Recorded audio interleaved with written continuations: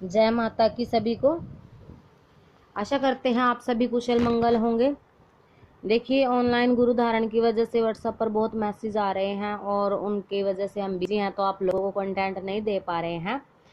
और जो लोग पहले, जो शिष्य पहले जुड़े थे, उनके सवाल भी हैं। उनमें से एक सवाल बहुत सारे बच्चों का कॉमन है कि आपने जो गुरु मंत्र हमें दिया था उसके जब हम जाप कर रहे हैं तो हमें झटके लग रहे हैं, किसी को वाइब्रेशन हो रही है। ये सभी सवाल इनके जवाब देने के लिए आज हम वीडियो बना रहे हैं, क्योंकि अकेले अकेले को जवाब देने के लिए इतना समय नहीं मिल पाता। तो वीडियो पूरा सुनिएगा, ये किस कारण से आपके साथ होता है।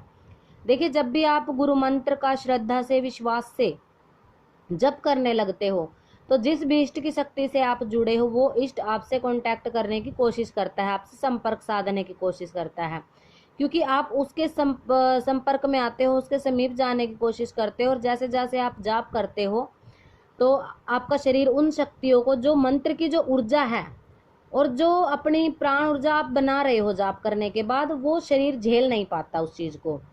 और झेलने की वजह से हर किसी के अनुभव अलग होते हैं। किसी को झटके महसूस होते हैं। अब झटके किन लोगों को महसूस होते हैं? देखिए, जिन लोगों के चक्र अभी जागृत नहीं है, चक्रों से मतलब हमारा कुंडलिनी जागरण से है। जो चक्र होते हैं हमारे, ये मूलाधार चक्र से उठते हुए जो सहस्त्रार चक्र तक शक्ति जाती है, हृदय चक्र से होती हुई, ये जो चक्र हमारे हैं, ये ब्लॉकेज इनके अंदर भरी पड़ी है। ब्लॉकेज किस चीज की? नेगेटिविटी की, हमारे बुरे विचारों की, क्योंकि हमने परमात्मा का कभी ध्यान नहीं किया। और अब अगर हम भक्ति मार्ग में आगे बढ़ रहे हैं, नाम जप कर रहे हैं, तो उस नाम जप की जो ऊर्जा है, मंत्र की जो ऊर्जा है, वो उन चक्रों को भेदने की कोशिश करती है।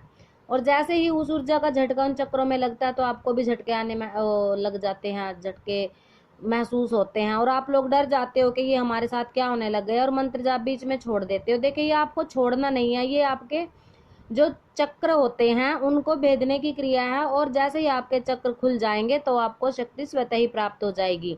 और ऐसा एक दिन में नहीं होता, क्योंकि लोग बहुत से हमने ऐसे देखे हैं जो भक्ति को बीच में ही छोड़ देते हैं, कि गुरु धारण किया 2-3 महीने तक उनको कोई अनुभव नहीं हुआ, क्योंकि ना ही तो श्रद्धा है उनमें, और ना ही उन लोगों में जो पेशेंस इसमें रखना होता है, धैर्य रखना होता है।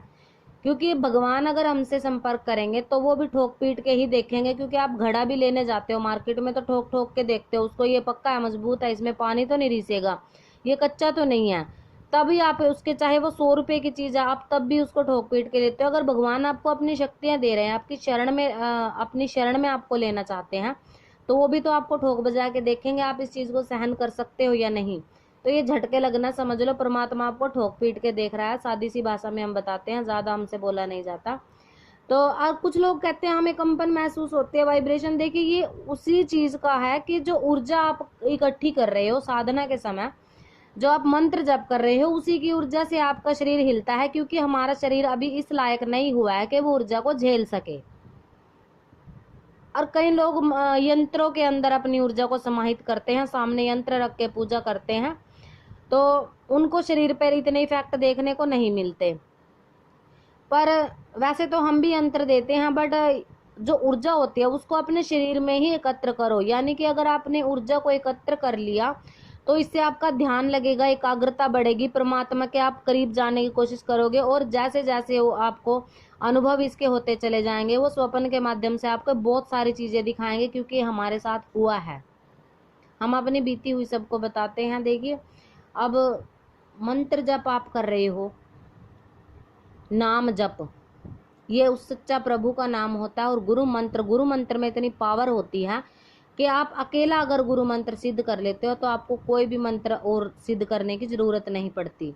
क्योंकि जो हमारे गुरुदेव थे, उन्होंने हमें इतने मंत्र दिए थे कि एक बुक पूरी भर के दी थी। उसमें मारण, मोहन, उच्चाटन, वशीकरण, किसी को अगर बाहर कोई व्यक्ति चला गया उसको वापस बुलाने की क्रिया, सवल सिंह बावरे का मंत्र, केसरमल बावरे का मंत्र, गुरु गोरखनाथ का मंत्र, जाहरवीर जी का मंत्र, माता मदान वाली का मंत्र, काल भैरव का मंत्र, इतने उसमें मंत्र थे। तो हमने गुरु जी से सवाल किया, गुरु जी इतने मंत्रों को याद करना और फिर इनको सिद्ध करना, इसमें तो हमें कई वर्ष बीत जाएंगे।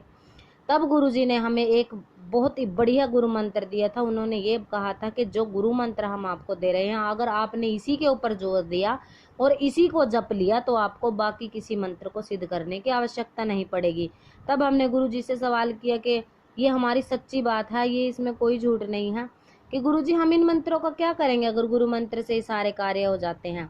तब उन्होंने हमें ये बोला था कि बेटा आप तो गुरु मंत्र पर विश्वास करके गुरु मंत्र से भूत तक किसी के उतार सकते हो, पर जब आप शिष्य बनाओगे, शिष्यों को दरबार में शिष्य आएंगे, तो वो लोग जो हैं, किसी के ऊपर कोई देवता की सवारी आ रही है, किसी के ऊपर कोई, किसी की श्रद्धा गुरु गोरखनाथ में है, किसी की श्रद्धा केसरमल बावरी में है, किसी की श्रद्धा काल भैरव जी में है, तब आप उन लोगों को कैसे शांत कर पाओगे। वो एक गुरु मंत्र के साथ आपसे उस इष्ट का मंत्र भी मांगेंगे।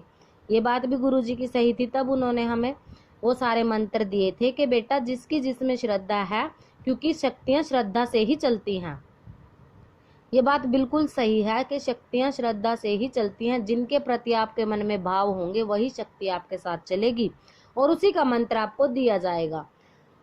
तो आशा करते हैं कि आप लोगों को ये मंत्र जप और झटके, कंपन, वाइब्रेशन, किसी किसी को अलग अलग अनुभव होते हैं, हर किसी के अनुभव अलग होते हैं। परमात्मा किसी को साक्षात्कार यानी कि ध्यान जब आप कर रहे हो, ध्यान में दर्शन दे देते हैं, और किसी को स्वप्न के माध्यम से, किसी को अर्ध, जैसे आधी नींद में होता है आदमी, ना सोया होता है ना जागता, अचेतन अवस्था में होता है वो, ना ही तो वो चेतन होता ना ही सोया हुआ, उस अवस्था में भी मतलब उनको अगर गुरु के दर्शन आपको सपने में हो रहे हैं, बार बार आपको सवारी खेलती हुई नजर आ रही है, जो मंत्र आप वैसे जप कर रहे हो, सपने में भी जप कर रहे हो, तो आपका मंत्र ये सिद्ध हो चुका है।